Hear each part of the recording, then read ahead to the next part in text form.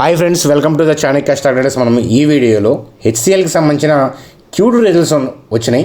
So వాటి గురించి analysis చేసి మనం ఎక్కడ బై చేయొచ్చు, సో కంపెనీ ఫైనాన్షియల్ థింగ్స్ ఏం చెప్తున్నాయి, సో కాంపిటేటర్స్తో కంపేర్ చేస్తే మనకి హెచ్సిఎల్ మంచి కంపెనీ అయినా కాదా, సో ఆ విషయాల గురించి వీడియోలో క్లియర్గా చూద్దాం. అట్లాగే ఫెడరల్ బ్యాంక్ గురించి చూద్దాం, ఎందుకంటే దానికి సంబంధించిన Q2 రిజల్ట్స్ కూడా వచ్చినాయి. అలాగే బజాజ్ కన్జ్యూమర్ యొక్క Q2 రిజల్ట్స్ గురించి కూడా చూద్దాం. మన రేడార్లో ఉన్న స్టాక్ కదా బజాజ్ కన్జ్యూమర్, దాని గురించి కూడా చూద్దాం.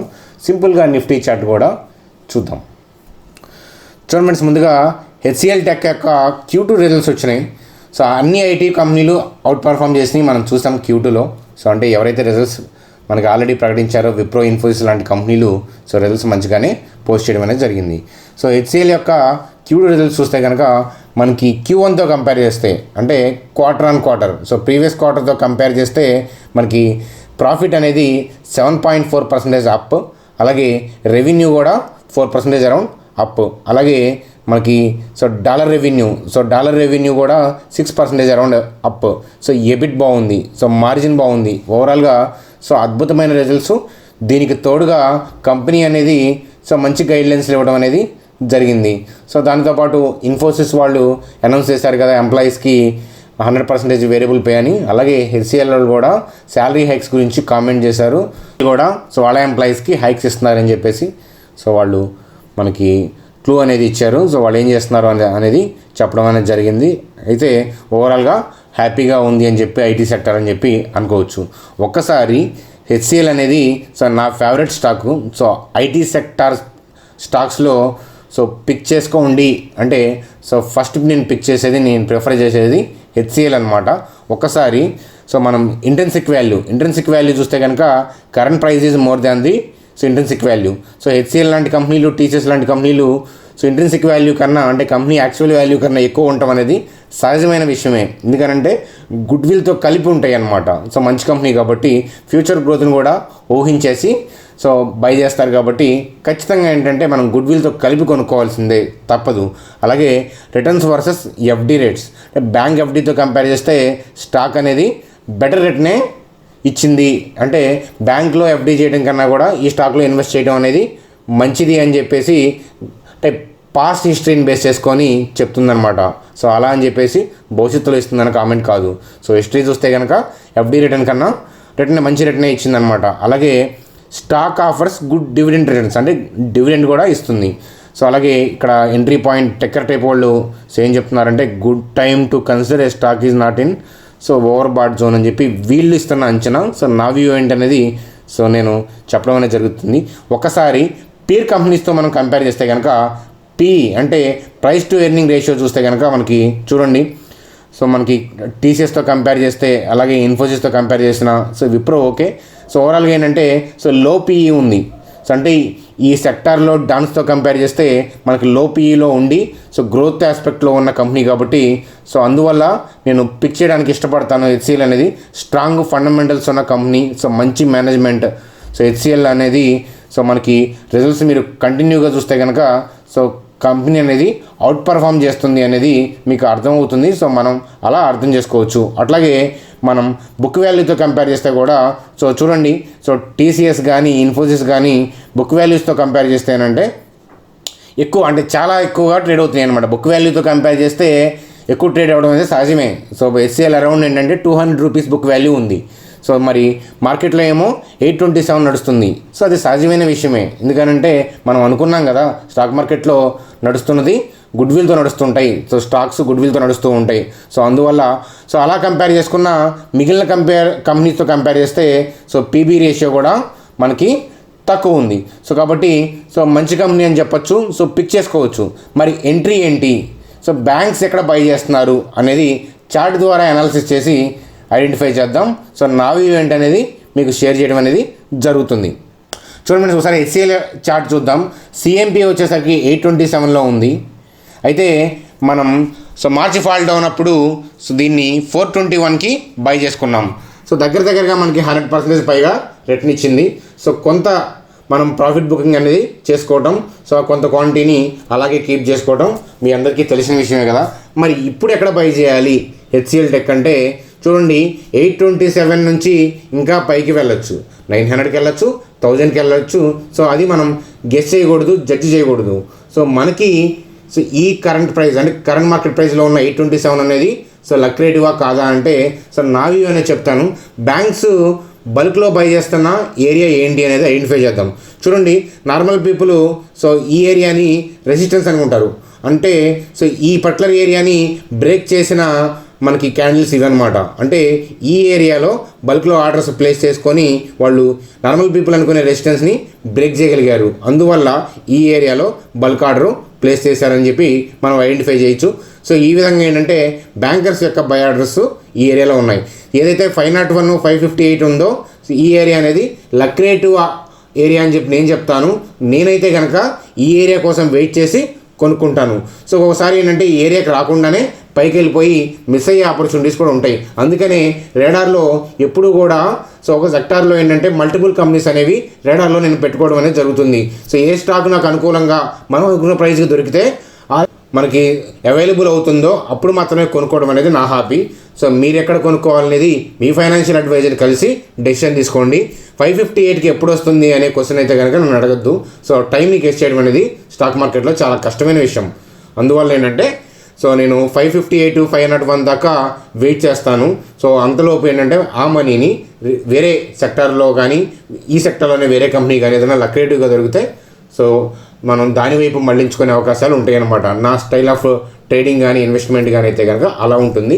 హెచ్సిఎల్లో కొంత క్వాంటిటీ ఆల్రెడీ మనకు ఉంది కదా, అది ఎప్పుడు ఉంటుంది. 10 to 20 years హోల్డ్ చేయదగ్గ స్టాక్ అని చెప్పి చెప్తాను హెచ్సిఎల్లో ఉన్న క్వాంటిటీ అనేది. ఓకేనా, అది ఫ్రెండ్స్ హెచ్సిఎల్కి సంబంధించిన నా వ్యూ అనమాట. చూడండి ఫ్రెండ్స్, అలాగే ఫెడరల్ బ్యాంక్ యొక్క Q2 ఎర్నింగ్స్ చూస్తే కనుక మనకి చూడండి gross NPA, so net NPA, so రెండు కూడా ఏంటంటే డౌన్ అయినాయి. డౌన్ అయితే మరి గ్రీన్లో ఎందుకు ఉన్నాయనంటే ఎన్పిఏ అంటే ఏంటి అనేది తెలుసుకోవాలి. ఎన్పిఏ అంటే ఏంటంటే నాన్ పర్ఫార్మింగ్ అసెట్స్. సో అవి డౌన్ అయితే మంచిదే కదా. సో ఏవైతే బ్యాడ్ లోన్స్ ఉన్నాయో బ్యాంక్స్కి 3 monthsకి పైగా రికవర్ అవ్వని అమౌంట్ ఉంటుంది కదా, వాటిని ఎన్పిఏ లాగా చూపించాలన్నమాట వాళ్ళు. సో గ్రాస్ ఎన్పిఏకి నెట్ ఎన్పిఏకి తేడా ఏంటి అని అంటే గ్రాస్ ఎన్పిఏలో ప్రావిజన్స్ కూడా ఉంటాయి. సో మరి ప్రావిజన్స్ అంటే ఏంటి? ప్రావిజన్స్ అంటే ఏంటి అని అంటే బ్యాంక్స్ ఏం చేస్తాయి అని అంటే వాళ్ళ ఎన్పిఎస్కి తగ్గట్లుగా అలాగే ఫ్యూచర్ని ఎస్టిమేట్ చేసి నియర్ ఫ్యూచర్ని సో వాళ్ళకి ఎంత లాస్ రాబోతుంది సుమారుగా లోన్ రికవరీ సో కష్టంగా ఉండే అమౌంట్ ఏదైతే ఉంటుందో సో ఆ అమౌంట్ని సో ఊహించేసి ఏం చేస్తారంటే వీళ్ళు ప్రాఫిట్లో నుంచి కొంత అమౌంట్ని సో ప్రొవిజన్స్గా చేర్చడం జరుగుతుంది. టూ మచ్గా ప్రొవిజన్స్ చేస్తే ఏమవుతుందంటే ఎసెట్ క్వాలిటీ అనేది దెబ్బతింటుంది. అంటే వాళ్ళకి అంచనా అనేది కరెక్ట్గా ఉండాలన్నమాట. అలాగే ఏంటంటే ఒకవేళ కనుక మనీ కనుక రికవరీ చేయగలిగారు అనుకోండి, అవి మళ్ళీ ప్రాఫిట్లోకి వచ్చేస్తాయి. ఏదైనా కానీ so gross NPA net NPA రెండు కూడా ప్రీవియస్ క్వార్టర్తో కంపేర్ చేస్తే డౌన్. అంటే ఎక్కడ గ్రో అవుతుంది సో గాడిలో పడుతుంది స్లోగా అని చెప్పి సో వీళ్ళు దానికి తగ్గట్టుగా వెళ్తున్నారు.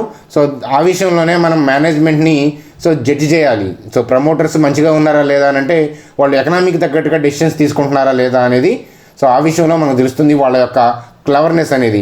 సో ఓవరాల్గా మనకి గ్రాస్ ఎన్పిఏ పర్సంటేజ్ అయితే కనుక డౌన్ అయింది, అలాగే నెట్ ఎన్పిఏ పర్సంటేజ్ అనేది డౌన్ అయింది. సో ఓవరాల్గా మంచి రిజల్ట్స్నే పోస్ట్ చేసింది. మనం చార్ట్ ద్వారా ఫెడరల్ బ్యాంక్ నేనైతే ఎక్కడ బై చేస్తాను అనేది మీకు చార్ట్ ద్వారా ఎక్స్ప్లెయిన్ చేస్తాను. చూడండి ఫ్రెండ్స్, మనం ఫెడరల్ బ్యాంక్ యొక్క చార్ట్ ద్వారా మనం దాని యొక్క ప్రైస్ని జడ్జ్ చేసే ముందు అట్లాగే నిఫ్టీ యొక్క గమనంని అంచనా వేసే ముందు సో మనం చేయాల్సిన విషయం ఏంటంటే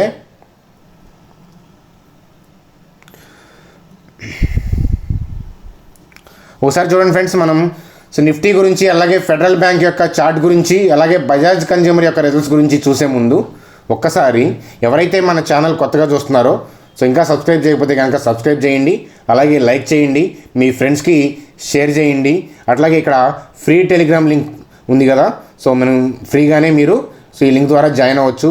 అట్లాగే మీరు ఇక్కడ లింక్ క్లిక్ చేస్తే సో ఏంజల్ బ్రోకింగ్ సంబంధించిన డిమాట్కి సంబంధించిన లింక్ ఓపెన్ అవుతుందన్నమాట. సో ఏంజల్ బ్రోకింగ్ వాళ్ళు ఏంటంటే సో క్యాష్ డెలివరీకి ఫ్రీ, అలాగే పర్ ఆర్డర్ 20 రూపీస్ మాత్రమే ఛార్జ్ చేస్తున్నారు. సో యాక్చువల్గా వీళ్ళు ఫుల్ టైం బ్రోకర్స్ ఇప్పుడు ఏంటంటే డిస్కౌంటర్ బ్రోకింగ్ సర్వీస్ని ఆఫర్ చేస్తున్నారు. 30 years నుంచి ఉన్నారు మార్కెట్లో కాబట్టి బిలీవబుల్. అలాగే మనకి 40 times దాకా లెవరేజ్ అంటే హైయెస్ట్ లెవరేజ్ ఇస్తున్నారు.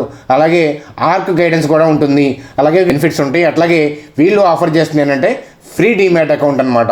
సో కాబట్టి మీరు ఇంట్రెస్ట్ ఉంటే కనుక మనతో ట్రావెల్ చేయాలంటే కనుక సో ఈ లింక్ ద్వారా అకౌంట్ ఓపెన్ చేసుకొని ఈ నెంబర్కి ఐడి పంపించండి. ఒకవేళ మీకు అబ్స్ట్రాక్ట్స్ ఇంట్రెస్ట్ ఉంటే దాని కింద లింక్ ఉంది, అట్లాగే జెరోదా లింక్ ఉంటే కనుక సో దాని కింద సో జెరోదా లింక్ కూడా ఉందన్నమాట.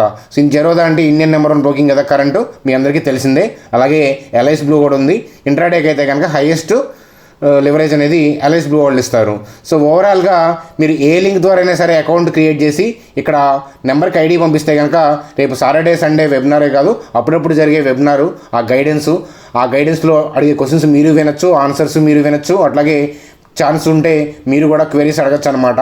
సో మీ క్వెరీస్ యొక్క ప్రియారిటీస్ని బట్టి ఆన్సర్స్ ఇవ్వడం అనేది జరుగుతుంది. మీకు బెటర్ గైడెన్స్ అనేది జరుగుతుంది.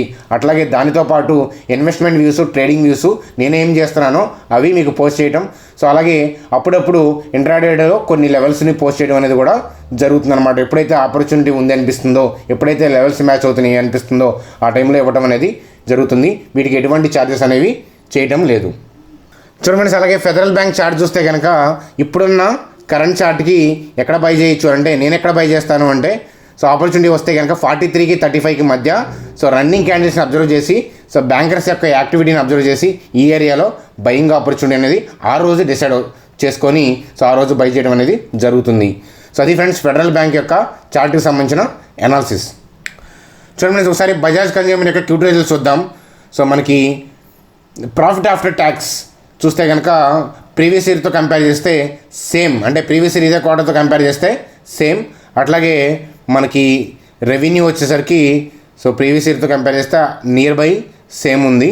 సో మనకి పెద్ద మార్పు ఏం లేదు. అలాగే మన రేడార్లో ఉన్న స్టాకు, ఎందుకనంటే స్టాకు లోపీతో ఉంది ఈ సెక్టార్లో. అలాగే గ్రోత్ ఆస్పెక్ట్ ఉన్న కంపెనీ, అలాగే మేనేజ్మెంట్ కూడా మంచి కంపెనీ. సో ఇప్పుడున్న సిఎంపి 180 అరౌండ్ ఉంటుంది. సో నా అంచనా ప్రకారం 2024-25కి 400 to 500కి వెళ్ళే స్కోప్ ఉన్న స్టాక్ అనమాట. సో అలా అని చెప్పేసి ఇప్పుడు కొనేసి 2025లో చూడటం కాదు, మనం కూడా ఏంటంటే దాన్ని ట్రాక్ చేస్తూ ఉండాలి. వాళ్ళు ఎటువైపు ట్రావెల్ చేస్తున్నారు అనేది చూస్తూ ఉండాలి. చార్ట్లో కూడా బ్యాంకర్స్ యొక్క యాక్టివిటీని అబ్జర్వ్ చేస్తూ మార్కెట్ కండిషన్స్ తగ్గట్టుగా మన డెసిషన్స్ తీసుకుంటూ మనం ప్రాఫిట్ని దాంట్లో మనం డిస్ట్రిబ్యూట్ చేసుకుంటూ జాగ్రత్తగా వెళ్ళాలన్నమాట. సో భవిష్యత్తులో ఖచ్చితంగా నేను బై చేసేటప్పుడు ఫ్రీ గ్రూప్తో సహా, ఫ్రీ టెలిగ్రామ్ గ్రూప్తో సహా అన్ని గ్రూప్లో కూడా బజాజ్ కన్జ్యూమర్కి సంబంధించిన నా బయింగ్ వ్యూ అనేది ఖచ్చితంగా ఇవ్వడం అనేది జరుగుతుంది. చూడండి ఫ్రెండ్స్, నిఫ్టీ సో వీక్ మొత్తం క్లోజ్ అయింది కాబట్టి we can see weekly chart. So Nifty యొక్క వీక్లీ చార్ట్ ఇది. సో 11,955, 12,442. సో ఒక్కసారి జాగ్రత్తగా మన వీడియోస్ మనం గుర్తెచ్చుకుంటే కనుక సో చూడటానికి 500 పాయింట్సే కనిపిస్తుంది, కానీ సో సప్త సముద్రాలు దాటినంత కష్టం. కమింగ్ 3 క్వార్టర్స్లో కూడా మనం 12,500 మార్క్ని చూడలేం. అది నా వ్యూ అనేది. సో గతంలో చెప్పాను, ఇప్పుడు చెప్తాను. ఒకవేళ 12,440కి వచ్చినా కూడా అదే వ్యూ చెప్తాను, ఓకేనా. సో అది దాటి మనకి క్లోజ్ అయితే అప్పుడు న్యూ డెసిషన్స్, కానీ సో అది దాటే అవకాశాలు లేవు.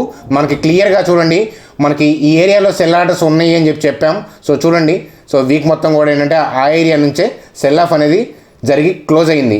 సో మనకి నెక్స్ట్ వీక్ బౌన్స్ వచ్చిన ఈ ఏరియాలోకి వస్తే కనుక మనం రన్నింగ్లో చూడగలుగుతాం సో ఎక్కడి నుంచి సెల్ ఆఫ్ చేస్తారని. కానీ ఈ ఏరియాలో మనం దూరంగా ఉండటం అనేది మంచి విషయం.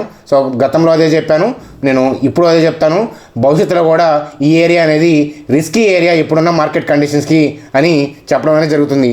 అట్లీస్ట్ నిఫ్టీ అనేది సో వరస్ట్ కేసులో మనకి సరే నేను 9,500 దాకా ఆగలేము అనుకుంటే అట్లీస్ట్ వర్స్ట్ కేసు 10,385 ఆ ఏరియాలో మనకి ఏదైనా స్టాక్స్ దొరుకుతాయేమో చూడటం అనేది బెటర్ అనేది నా పర్సనల్ వ్యూ అన్నమాట.